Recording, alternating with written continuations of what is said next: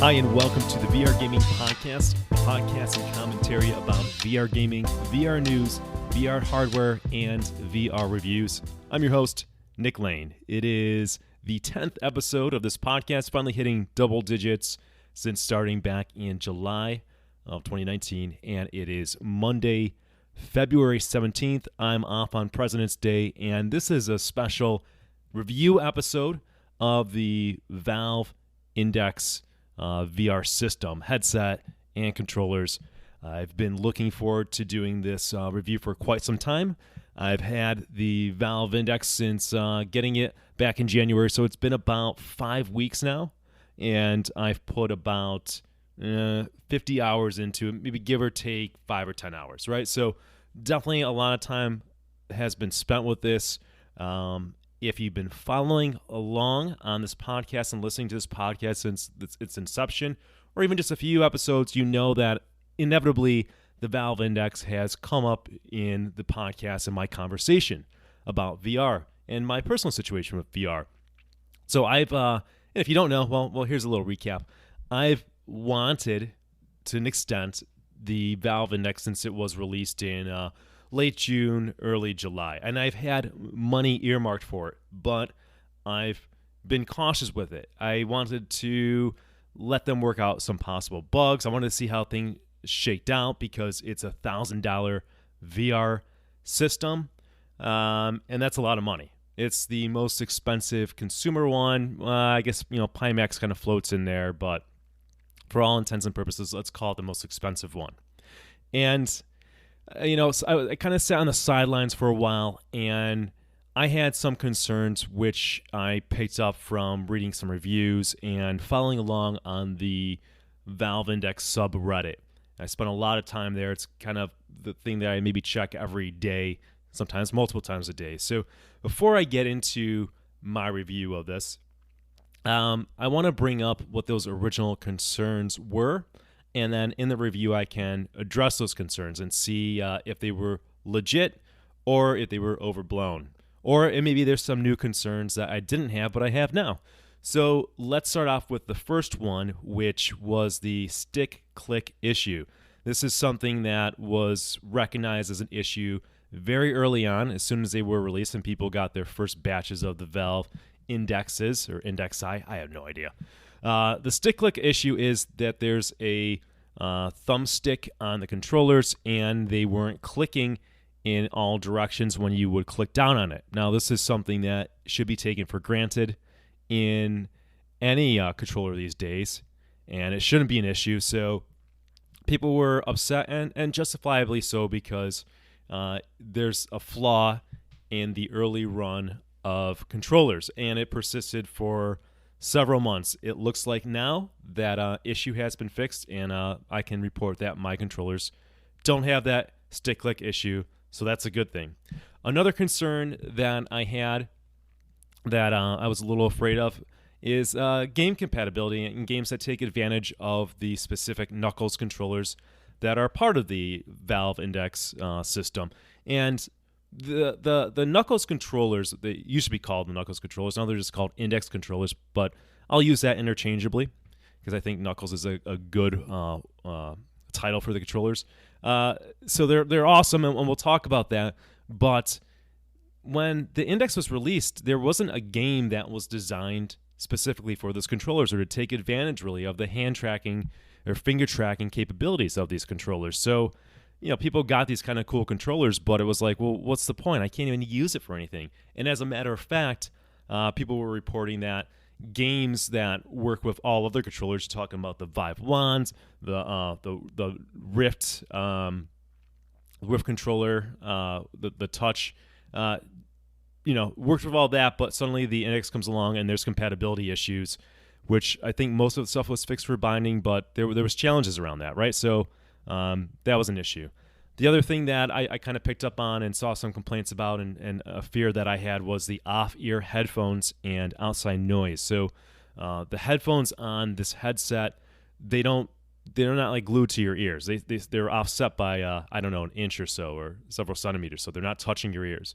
But the downside with that is that They're not canceling out noise in any way, shape, or form. So if there's noise happening in your house, in the room, you can hear it. Whereas in other headsets, like, for example, my Samsung Odyssey, I pretty much can't hear anything that's going on outside of the game because the earphones or whatever are plugged to my ear. So that was another concern. Another concern that came up was the black levels. So this headset uses an LCD panel rather than an OLED, and there were complaints, some criticism that it just doesn't have good black levels, and it's more or less like a muddy gray. That was definitely a concern, especially I think it comes up in like horror games where you want to have things that are black. If you go into a dark room, you want it to be black, right? Pitch black, not gray. The big issue, one of the biggest issues I would say, is something that cropped up maybe a couple months after the Index came out. And if you thought the stick click issue was bad, well, it gets worse. They had a stick drift issue. So stick drift, the thumbstick, even when you're not touching it, moving it, your character yourself would just move in a particular direction because the trigger mechanism, the stick thinks it's being moved, right? So there's something that has broken in the stick that causes your character to drift, and people have been RMAing the controllers to fix this, only to get new controllers that break maybe a month later again. So some people, anecdotally, and this is not terribly uncommon, are on their second, third, fourth, or even fifth RMA of controllers, and it's not clear that Valve has even fixed that yet. And then another thing that came up is some people just weren't really that impressed with the controllers. Some people saying, I don't like the controllers, or I like the Oculus Touch controllers better, or the controllers are overhyped. Now, the Knuckles controllers have been teased by Valve. They've showed that they've been developing VR controllers for a number of years now, and they've had different iterations of it. And that's something that I was excited for before the headset release, is seeing these controllers. They looked awesome, but people weren't. There was kind of mixed opinions on it. So, and then finally, something that I had some concerns about is I like to play games that I can kind of work out in, games that cause me to sweat because I am working out, and the headset has kind of like a cloth padding all over. There's no good way to really clean it. You're not supposed to use chemicals on that cloth headset without destroying it, or maybe like you can run it underwater. So that was a concern because my Samsung Odyssey had more of like kind of like a faux leather setup, so it was super easy to wipe down sweat, right? So that was another concern. All right, those are the concerns that I went into and had slowed me down from purchasing the Valve Index. But once Half-Life Alyx was announced, I pulled the trigger. And one thing that I was strategically trying to do is I was hoping that Valve had ran out of like all these old batches of maybe faulty controllers in the Index system, right? So I bought the full complete kit. I was hoping that they ran out of all of them and I didn't get like an old kit, which seems to have happened because I had to wait, I don't know, almost a month to get my Index. Actually, it was more than a month because I pulled the trigger at the end of November and I didn't get till January. So they obviously sold out all the old batches, all the old kits. So I got a run, which they're newer. It's a newer run. So again, I can't confirm if they fixed issues like the stick drift, but I don't have the click. So that is good. All right, let's start off by just doing an overview of the headset if you're not terribly familiar with the Valve Index. The full kit, which I got, is $999. Comes with HMD, that's the headset, 2 base stations for tracking, and 2 controllers. They also have some nice things like a padding, and this is actually like a faux leather kind of padding that if you have a smaller head, you can put it on the back of the headset, and we'll talk about that later because I use it to work out. It's been helpful.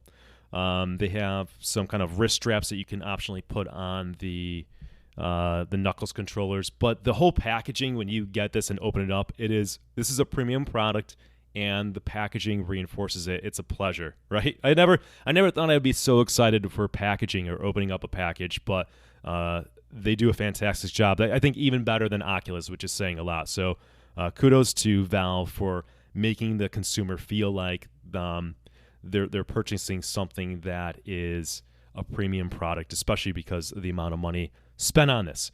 The resolution on it is 1440 by 1600 per eye.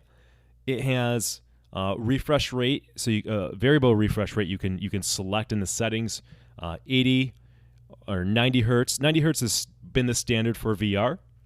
120 hertz and what they call an experimental 144 hertz, which I don't even know if they're using the term experimental anymore. They might have just dropped that. So nice option. This is the one headset that you can customize that. No other headset right now can go past 90. Maybe Pimax is experimenting with, but I'm just discounting Pimax for now.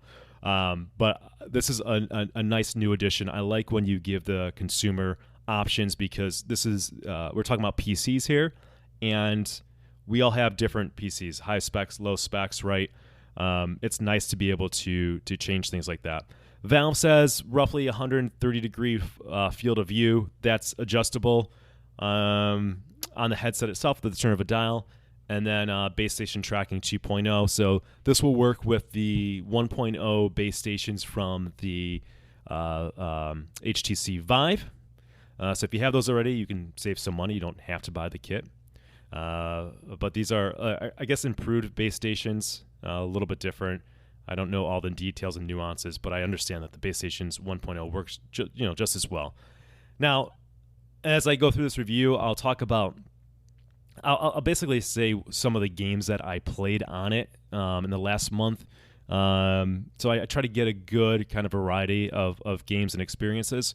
I played a bunch of Pavlov, played Echo VR, The Climb, Budget Cuts, Walking Dead, Saints and Sinners, Pistol Whip, Synth Riders, Rec Room, The Forest, Carnage Chronicles, Path of the Warrior, The Morgan, and the Vertigo 2 demo, and probably some more that I'm just forgetting, but that just gives you an idea that I tried to go into and play a variety of different games to get a sense of how this headset works with them. All right, let's start off with the setup of the Valve Index. So the setup is more time-intensive, more cumbersome than just my Samsung Odyssey that I owned, which was pretty much plug and play because the Odyssey had inside-out tracking. The tracking cameras were built into the headset. With the Valve Index, it comes with base stations, so tracking of the controllers and the headset and the player is all external. So these two base stations need to be set up or mounted in the room somewhere. I chose to put them in the corners of my room, which is basically what you're supposed to do, and I attached them with clamps to these curtain rods that are in the room. So one fear that I had last time is I was hoping I can get this set up without having to drill holes in the wall, which my girlfriend just didn't want me to do. And I get it. I mean, if I can avoid drilling holes in a wall, great. So thankfully, I was able to get these attached with some clamps that I got from Amazon for like $15 each. They're really good. And they attach to the curtain rod. I had to play around with sort of the angles and stuff and just getting it to look kind of decent and tighten it up so it wouldn't slip. That took me some time. I mean, I probably played around with those for about 45 minutes and just getting those kind of situated, angled right. And then when I say angled right, I'm saying not just so that operationally it works, but so it kind of looks good, right? And hopefully I wouldn't run into any problems with tracking. So I got that set up, and I was relieved I didn't have to drill holes in the wall. So that was good news. And then I walked through their setup of tracing the boundaries around the room so it knows what my play space is. This uses the method of taking the headset and actually it's not the headset, it's taking the controller and kind of walking the controller around the edge of your room to create the boundaries. This is the way that the Samsung Odyssey did it. The Samsung Odyssey actually had to take the headset. This has to use the controller. This is when I ran into the first issue. For some reason, when I did the walk the controller around the room method, it was like my boundaries were showing up like this weird diagonal, like it wasn't mapping on the room. I no idea why that wasn't working right, and it was really frustrating because I followed everything to a T. I'm no dummy. I've done this before. I've set up the Oculus Quest. I've done the Odyssey. I couldn't figure out why this wasn't working. So thankfully that there was this advanced, quote-unquote, advanced tab where instead of walking the controller around the room, you can just go to the corners of the room and click the controller in each corner, and then it will set up the boundaries that way. And It did it perfectly. It sort of makes no sense. You'd almost think that would be the more flawed method than actually tracing it around with the controllers, but lo and behold, it did it perfectly. So got everything up and running. Everything from unboxing it to the base stations to the tracing it took me certainly well over an hour to do. It was a little cumbersome, but this is the kind of thing where it's like a one-time setup, right? I've done it once, I'm good. Knock on wood, there shouldn't be any reason that I have to do this again. So just plan when you get the thing, just know that you're going to be doing that. The headset and controllers had to update, which is understandable. So it was connecting them just to the computer or connecting the USB, I think like that. It was straightforward. But after that, I was in the game and I was off to the races. So not terrible, not a terrible setup. One and done. That's it. Don't worry too much about it. One thing that honestly I would have liked, or what they should be doing at this point, is the way that the Oculus Quest maps out or traces the room is so much better. You actually put the Oculus Quest headset on and you take your controller and you can, first of all, through the headset, you can see your room. You take the controller and you're able to kind of point at the walls and trace the boundaries. And then if you want to fine tune the boundaries, you can just do that with the controller and the headset on. I don't know why Index Valve hasn't copied this yet, but that's such a better method because I do like the idea of being able to fine tune the boundaries. Sometimes it might make the boundaries too far, too close, and rather than having to kind of hit reset and do everything from the get-go, it'd be much easier to be able to edit it like that. So that's one area where it could be improved. All right, let's go over to the comfort of the headset. So this headset is pretty heavy. It feels heavier than my Samsung Odyssey, but what's nice about it is that it's very well balanced. So the front and the back are in balance, and then it's got a strap that goes over the top of your head, so you kind of get it positioned on your head, you tighten it up, and then you use the strap to hold it there, so like sort of the top of the head is holding it, right? So the weight of the front of you're not feeling it there. The weight of the back, you're not feeling it there. It's the top of your head is kind of supporting it. Super, super comfortable. This is a headset that you can have on for hours, and it's the most comfortable headset that I've ever used. Now, it took time to get used to be honest. Maybe it may have taken the whole month just to get used to wearing it in a sense of how it fit on my head, how tight I want to have it, how I want the strap up top to kind of fit on there. I had to play around with it. There's no doubt about that. I had to kind of look at videos and go to forums and just see how people get it, because the sweet spot is, I'll get to that, but it's a small sweet spot. So don't despair if you get it first and you just kind of fidget a little with it. I think that's natural. I know when I got the Samsung Odyssey, it just seemed super uncomfortable for like a month, and then after a month, it was just like wearing a glove, right? It was super comfortable. Same with the Index, even more so. I think this is the most comfortable headset, but you might fidget a little bit, you might play around with it. That's okay. It's just an experimentation. Everybody's head's a little different. Definitely play around with it, and you can get this to be incredibly comfortable. It might not just happen on the first try. The padding, I love the padding. So this has the padding in the front is kind of this like cloth, almost this cotton cloth-esque thing, little padding, super comfortable, like a pillow on the face. It can kind of come off of a magnetic clip, which is awesome if you want to clean it or run it underwater. I haven't gotten really sweaty with it, so I haven't done that. I'm trying to avoid destroying it by getting it too wet and doing that. It has a anti kind of bacteria cloth element to it. I don't know. That's what they advertise. So so far so good. Doesn't seem to be dirty or anything like that, but very comfortable. I like the fact that it's removable. That's smart. That removable element comes into play because one of my fear was I certainly can't work out with that cloth. I don't think you want to be sweating with that stock system. In fact, you don't. That's a surefire way to get that thing gross, smelling, or destroyed when you try to clean or wash it, because you can't just toss it in the wash. So thankfully, VR Cover has made kind of this faux leather replacement clip that you can put in there. So I bought that, and when I do play a game like Thrill the Fight, which you can be dripping buckets of sweat, I take out the cloth one, clip in with the magnetic clip in the VR Cover one with the faux leather, and then I put this padding. They came out with this kind of valve in the index box. They have this padding that you can kind of put on the back of your head for if you have a smaller head. It works for me. I use it just for the workout games. So again, the back of my head's not touching their stock cloth padding, which you cannot remove the back of the padding on the headset. So now none of my head and my hair is touching the cloth. It's just things I can remove and wipe down, so no sweat on the headset. That's awesome. And the VR cover didn't come out until November of 2019, so you could finally get it. But up until that point in time, good luck trying to work out with this headset, so that's better. The headset has off-ear speakers, so it's not earphones or anything like that. It hovers off your ear, which I like it a lot. I think the less things that are touching your body, the more immersed you are going to be, right? When you have a headset like the Odyssey, which the ear headphones are part of the whole headset, they're touching your ears, so you're just aware of something else touching your body, and that takes away the immersion. Or if you have another headset that doesn't have that built in, you've got to put headphones on. And again, just more weight on your head, more things touching your body. This is definitely the way to go in the future, these off-ear speakers, for sure, because it leads to more immersion.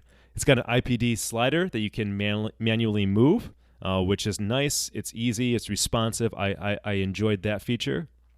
It does lack a volume control in the headset, so you actually have to pull up the Steam menu and change the volume that way.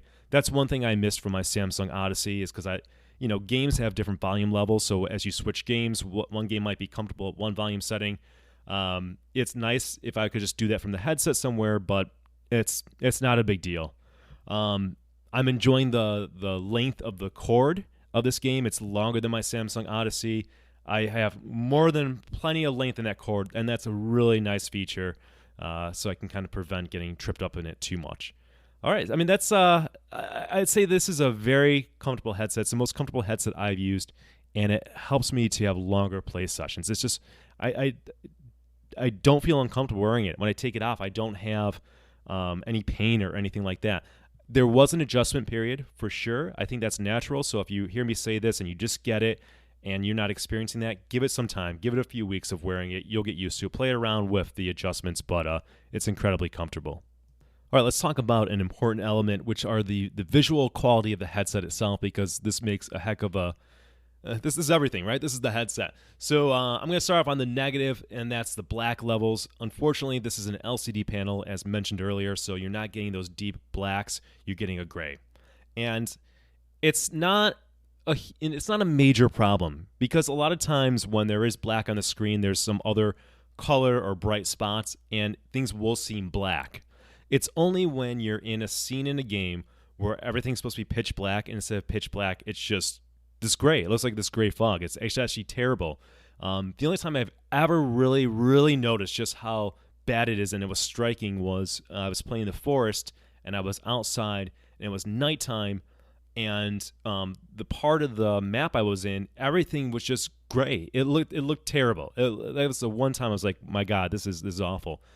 Most of the time, it's not going to be an issue. People have talked about playing like Elite Dangerous, and space looks black because you have like a lit up panel display and other things in there. So the contrast helps. It's just when there's not any contrast and it's just supposed to be pure black, which you're going to see an issue. The subpixels, so it has RGB subpixels, which really just makes the screen so crisp. The screen door effect is like non-existent. This looks significantly better than my Samsung Odyssey, which was a very nice display to begin with. The sweet spot, this is a point that could definitely be improved. I haven't had any major issues with it. I've got the headset where I'm comfortable wearing it. I'm used to wearing it. I can put it on and I'm good to go. But I felt like at first I had to play around with it, and I had to kind of find the right way to fit it. So if you're struggling with the sweet spot, again, it's just sort of how it's sitting on your head and fitting it. You're going to have to play around with it. You might even have to go online and see what people recommend in terms of how you put it on your head. Don't despair, but unfortunately with the smaller sweet spot, it makes kind of the adjustment just a little more difficult. And then finally, this headset has a very nice field of view adjustment, so you can turn a dial on the headset itself, and you can make the screen and the headset either come closer to you or farther away. This can help if you're wearing glasses. It can help if you want to try to increase your field of view as much as possible. I can, dial that thing right up to my eyelashes, and I had to kind of take one step to back it off. But again, this is kind of like a feature that just should be on every headset going forward. It's smart. There's a lot of good engineering, a lot of well thought out things in this headset that just makes it a premium product.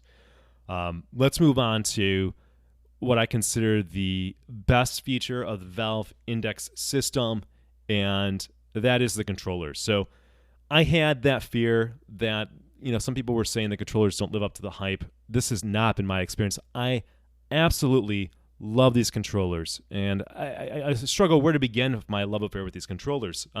First of all, they have like a strap so you can slip these controllers on. You can hold your hands flat out. You don't have to grip anything, and they just cling to your hand, which is amazing. And I think every controller in VR, this is a new level. This is where we have to be. I should be able to open up my hands like I'm holding nothing and have them free floating. This allows the ability to individually track each finger. It's got a capacitive touch sensor, sort of like I would guess like my mouse on my laptop, right? So I can move my fingers, curl them in, and it works out pretty good. If for some reason it's not tracking your fingers great, maybe like your pinky and your index finger are being shown as like moving as one, then you just drum your fingers on it several times, and it's able to figure out via software where your hands are positioned on. It's not a big deal. And while individual finger tracking doesn't play a major factor in any games right now, what it does play a factor in is immersion. It is very immersive to me to be able to look at my fingers and move my hands naturally. That allows me to feel like I'm not playing a game and I'm really in this world. We saw some individual finger tracking with the Rift, but they don't track all fingers. So when I play some Rift games through Revive, I notice the difference. I notice that I can't move all my fingers, and it feels less immersive. And then I go back to a game like Pavlov through Steam, and I'm able to have all my fingers tracked. And again, it just feels so much more real. Again, this is the new bar, guys. This is where it has to be. Again, it's not the fact that every game takes advantage and you absolutely need finger tracking, but it's the level of immersion, which is the name of the game in VR. We want to feel like we're there. We want to feel presence. We want to feel like this is reality, that I'm not playing a game, and finger tracking is that. There's some great moments. What's kind of really cool is that I held out on playing a lot of Oculus games because I didn't want to play it on my Samsung Odyssey with these non-finger tracking controllers that I had for the Odyssey. So I'm playing Echo Arena now, and I love that when I grip like the disc, I clamp down on the controller, I grip the controller, and then when I throw the disc, I let go of the controller, and the disc flies. I mean, it just feels so natural. It feels so immersive. I absolutely love it. Now I'm being smart and using the wrist straps that came with the Index. I'm glad they included that. So when I'm kind of throwing, I had that one more line of defense in case the knuckles strap breaks on me, and at least I have the wrist guard in place. But it's so cool to play a game like Pavlov, pull the pin out of a grenade, and then throw the grenade, and in doing so, having to completely open your hand. It takes some time to get used to. I mean, your mind has to kind of learn to think differently about a controller, but once this clicks, once you get it, you're never going to want to go back to another controller. This is a game changer. I've used the Oculus Touch controllers when I had my Quest for a week, and they're cool. They're good. I like them. And it was very impressive when they came out, but this is the new standard. It makes those things look old. It just does. This is where we need to be. And to me, the controllers live up to the hype. They even exceed it. I can't believe how much I'm enjoying them. And it should only get better as more games take advantage of it. Now, another thing that I didn't mention originally was there was some complaints on the controller that why did they keep the trackpad, right? So they got a thumbstick, they got a trackpad, and they got 2 buttons on each controller. Well, there was a concern that maybe the thumbstick was in a weird position or uncomfortable position, and I was worried about that and reading some of these comments. I can say that I find the controller to be super comfortable. I absolutely love it. Thumbstick is comfortable for me. I like the fact that there's a trackpad as well. I'm glad Valve made the decision to keep that trackpad. I was skeptical too. It didn't seem like it was necessary, but it just adds more buttons to the game. And having more buttons at times, or different inputs or different types of input, can definitely help with gaming. It would suck if that was missing, because now you have less buttons. But you've got those nice options. And here's a pro tip to everybody. There is some concern that clicking the stick in will accelerate the damage or increase the proliferation of having the stick drift issue. So anytime a game tries to map like a run to the stick clip, I just map it to another thing on the controller. Just go into bindings, just remap it. People have said that even if you never click it on the stick, if you have the faulty controllers, you'll still get the stick drift, but why take the chance? Just remap these things. So I love it. These controllers are fantastic. I cannot say enough good things about it. If you have the Index and you haven't tried some Oculus games like Lone Echo, go in there. You're going to enjoy it. The Climb, you might have to remap the controllers a little bit, but the Climb is awesome when you grip onto something with the controller. It just feels so good. This is the new bar. It's hard for me to imagine improving on these controllers other than hopefully fixing this stick drift issue, which, knock on wood, I don't have yet. Hopefully I never get. That's the one blight in the headset. But I'm confident Valve will fix it, and they are RMA things, so that's good. But I love these controllers. I love them. I'll say it one more time. They're fantastic. The sound in it. So people have been very impressed with the sound. This is actually one area where I'm not disappointed, but I wasn't blown away with the sound. I think it sounds as good or maybe slightly better than my Samsung Odyssey earphones that were built into that headset. I just like the fact that, again, that they're off-ear. But the sound is good. Tracking. So tracking, we've got base stations, so tracking is much better than tracking on my Samsung Odyssey. I'm enjoying the fact that I can track behind my back. I can walk around. It's been nearly flawless. The only tracking issue I've ever had is, and this is weird, sometimes when I first turn it on, my right controller will like jitter, it kind of will fly around a little bit. I have no idea why it does that. It's only when I kind of first start it up. It doesn't happen every time, and at most it lasts like 30 seconds, and I'm good to go. So that's not anything reflective in my room, because if that was the case, it would be doing it all the time. It's only the right controller. It doesn't matter which way I'm facing.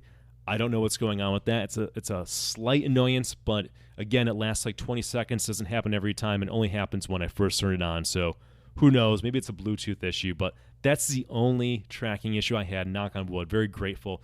Again, this, as an enthusiast, you want the outside base station tracking, right? It's great that Rift S exists and Oculus Quest, and they have the inside out. It makes it a little easier. Maybe you can't hang up base stations, but if you're an enthusiast like me, this is the way to go, because the name of the game is immersion, and having perfect tracking, or 99.9% tracking, is going to give you the best VR experience, and it's totally worth it.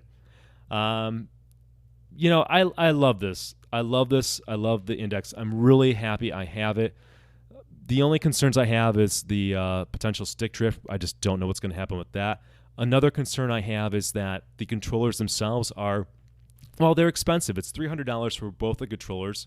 As far as I know, you can only buy it in a pair, so God forbid I smash it against the wall or do something stupid or smash the controllers together and they break. It's going to cost me $300 to replace, and that's a lot of money, man. I mean, these controllers are worth it. I'm not saying they're not worth it, but it's a fear that I'm playing with an expensive toy that I can potentially break. I've heard that they hold up pretty well, but I also have a friend who smashed them playing Beat Saber and had to go out and buy new controllers. So hopefully the price on the controller will come down a little bit. So if there is, an issue, maybe they can sell one controller for like $100, something like that. That would be nice. That's one criticism. The other criticism I would say is the black levels. It would be nice, and this system would be perfect if they could just do black levels the way OLEDs can, but I don't know if that's ever going to be possible. So in conclusion, I love this headset. I highly recommend it. I will give it a rating like I give games ratings. So my rating system is 0 to 2 is don't wish this game, or at least hardware, we'll call it this time, on your worst enemy. 3 to 5 is we all make mistakes. 6 to 8 is solid. And then 9 to 10 is buy it. I'm going to give this a 9.5. This thing is damn near perfect. It was worth every penny to me. I hope it does well, because this is the best way to experience VR. Absolutely love it.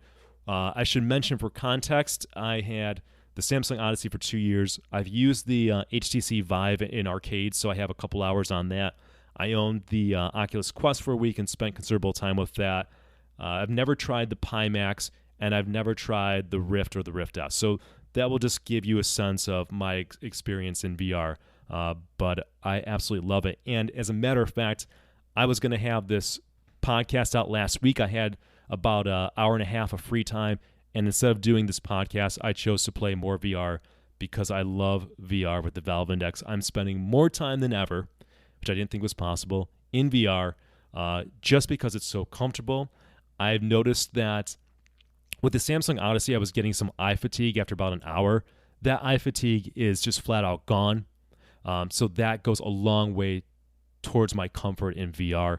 In addition to the headset, the padding, the weight, it just feels so good. So thank you guys for listening. You can get in touch with me through I'm on Twitter. You can hit me up there. You can send me an email at vrgamingpodcast@gmail.com. If you're so kind, consider leaving a review on iTunes. I'm trying to grow this channel to just make sure it's worth my time to put out content, because while I love doing it, I just want to make sure other people are finding it valuable as well.